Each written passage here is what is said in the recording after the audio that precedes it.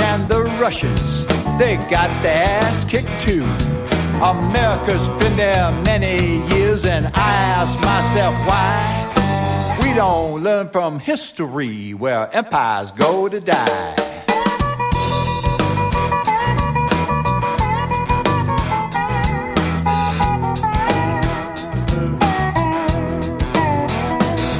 They say it's terrorism, that's political malarkey. Just follow where the money goes to a corporate oligarchy.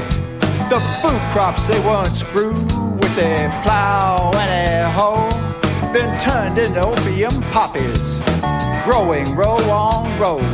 Our infrastructure's crumbling, our social structure too. It's a corporate scam, they don't give a damn while screwing over me and you.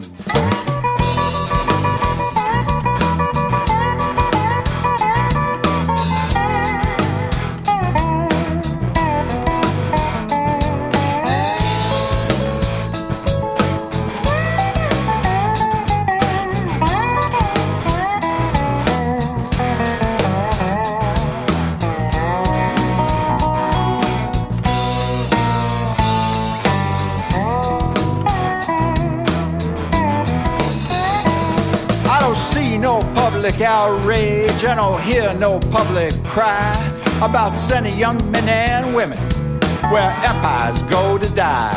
We lost people and treasure in Vietnam, and there still ain't no upside. We're doing the same in a no-win game where empires go to die. Do you have a paranormal story you want to share on Night Dreams Talk Radio? You could be a guest. Email us at nightdreamstalkradio@gmail.com. You're listening to Night Dreams Talk Radio After Dark with our host, Gary Anderson. Hey, that is me. I got to get used to the timing of some of these new intros. I want to thank my friend from the radio station in San Diego that carries our show who does my intros. I tell you what, I love him. And anyway, are you still there, James? I am still here, and I got to tell you something. Just fresh off the news press, you're not going to believe this one. Okay, what's here? A vegan reports her friends to the police because they fed her chicken nuggets while she was drunk. Yes, true story. What's wrong with chicken nuggets? Well, she's a vegan, and she hasn't eaten meat, I guess, for 10 years. I bet you after she ate those nuggets, she felt better the next morning with all that protein. Well, she was mad, I can tell you that, and she actually reported her friends to the police. Oh, wow. Yeah. Could you imagine being the officer? Yeah, what do you want to charge him with? Well, they fed me meat, and I'm a vegan. How do you even approach that? Take him to court. That's all you can do. You can't arrest somebody for that. I wouldn't think so. What would be the charge?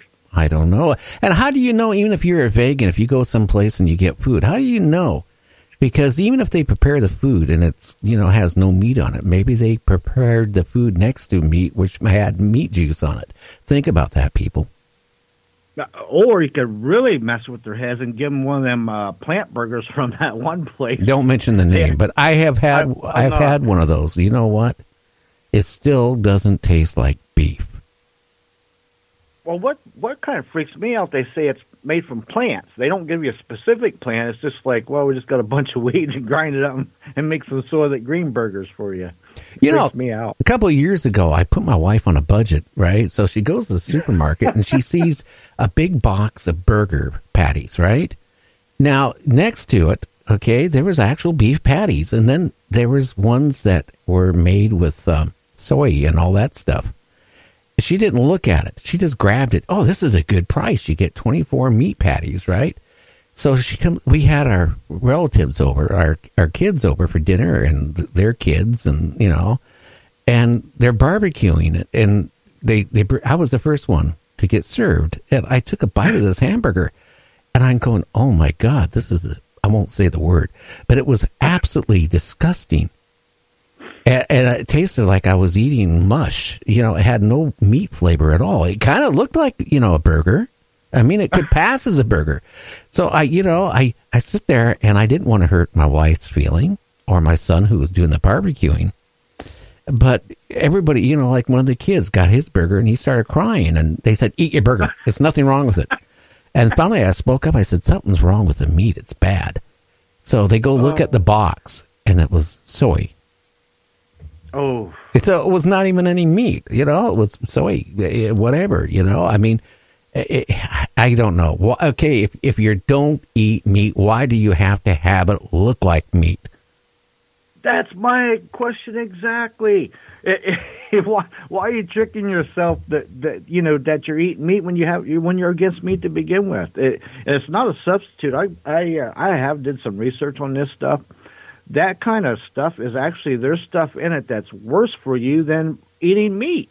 So you can't use it while it's healthier for you because it's not. There's stuff in there that is cancer-causing agents and other bad things for you. That, put it like this, anytime you got to fuse and process food to make it something that is naturally not, you're adding stuff to it that you should not be doing, and it's bad for you. Then there's another chain out there that has these fake chicken patties. Who wants to eat fake chicken? I mean, seriously. I mean, if I want chicken, I want chicken. If I want beef, I want to eat my beef. Okay. And if that means I'm doing something bad, well, God gave us teeth for a reason, and he gave us a knife, right? And a fork for a reason. And free will, daggone it. If you want a real beef burger, get one. But I couldn't imagine going into a place and say, yeah, give me that all plant stuff. That's just crazy. I don't know, but I guess it was very popular. These two chains that had one, the fake chicken, and one that had the fake beef. People, were lining up everywhere wanting it. I don't know. I'd rather eat the real thing. If you live in Tennessee, well, a couple of weeks ago, it seemed like all these crazy stories were coming, from Florida, right? Well, it seems now it's coming from Tennessee. What's going on, guys? What are you doing in Tennessee? Is making the news. Were you jealous about the people in Florida? So now you had to come out with one better? Can you believe this? A runaway sheep was captured after 3 weeks on the lam. I bet he was bad. Bad, yes. My God. He was on the lam. That's too much. Oh, boy. Well, of course, in Colorado, is not Tennessee, but some swimmers rescued a drowning prairie dog. So they gave it CPR and mouth-to-mouth.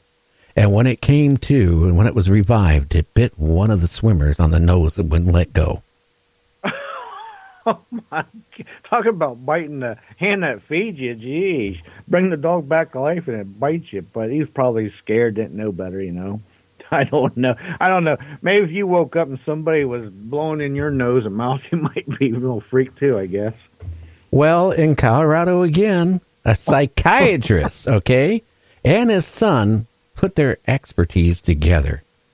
Using the Office 3D printer, they decided to build a Lamborghini. A Lamborghini? They built a Lamborghini off with a 3D printer. How the heck would you even go about doing something like that? I'm not saying they built the motor. They built the body. They're building everything with 3D printers, houses and stuff like that. It's crazy. If you're talking about the kind of technology I think you're talking about, it's like taking one block of something and making a object out of it. That's almost kind of like what the UFOs, I think, are kind of made of. They take one block of a material or something and just kind of make it out of one piece, which is kind of impressive. But it's almost kind of like technology we might have gotten from somewhere else. I have no idea. Maybe it was. Maybe the technology came from out there and gave us the technology to, a 3D printer. Could you imagine you could build your own house? You could build everything with a 3D printer. You could. You all you need is the one big block of the material, and just you program in the schematics and let it go. Oh, and, yeah. And there you have it. Well, what? In Canada, a police officer came to a rescue of a skunk that was running circles in a parking lot. Its head was stuck in a bottle. Could you imagine? Oh, my goodness. I wouldn't even know how to begin to rescue something like that. You'd have to have a full body suit on or something, because you know it's going to be scared and be peeing on you or something. Oh, or spray you. You know, skunks are dangerous. One point of my life, many, many years ago, where I lived, one of my kids, or a couple of my kids, said, "Hey, there's a cat stuck in the garbage can. You need to get it out." A cat. A cat stuck. A black cat, they said, is stuck in the garbage can. Well, you know, being a nice person I am, it was dark. I go out there with a flashlight. I, take the rest of the lid off the garbage can. It was not a cat. It was a skunk. So I figured, oh, wow, so I dumped the garbage can off. Now, you think that the skunk would run away? No, it ran towards me and sprayed me. Do you know, when you're sprayed with a skunk, you can sit in a bathtub for hours and to try to get rid of that spray, that smell. It won't come out. It's with you till it's gone. And, speaking of skunks, about 30 years ago, I was living in Connecticut, and I had a few drinks, and I went outside and I thought, well, let me check my truck, and I'm out there, and next thing I know, I looked down, and this mama skunk and 3 baby skunks, where they were all in a line, they literally walked right over my boots and kept going. I was like, I did not move 1 inch, and they just kept going like I wasn't even there, and I was like, I was froze, let me tell you, because I know what you're talking about. I did not want to go and try to soak that stuff off for a week. Oh, yeah. I mean, I don't know. Now, if any of my family come out and say, "Hey, go rescue that cat," I'll say, "You go rescue that cat." I don't know.